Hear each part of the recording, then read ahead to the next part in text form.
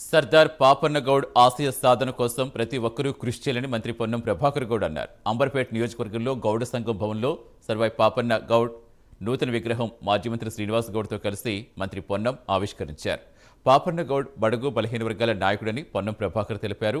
నేటి యువత పాపన్న గౌడ్ను ఆదర్శంగా తీసుకోవాలని కోరారు.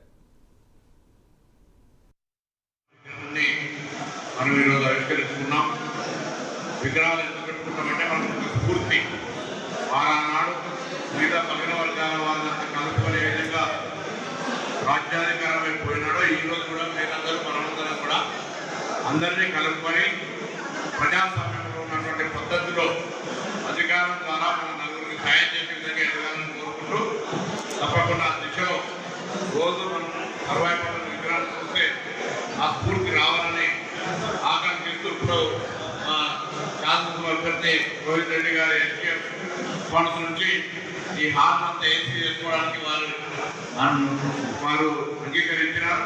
ఒక 10 లక్షల రూపాయలని ఈ హాల్ ఏసీ చేసుకోవడానికి మరి శాంక్షన్ చేస్తా ఉన్నారనే మాటలో అంబర్పేట గౌడ సంఘానికి 10 లక్షల రూపాయలు ఏసీ చేసుకోవడానికి రోహిత్ రెడ్డి గారు మరి ఇన్ఛార్జి మంత్రి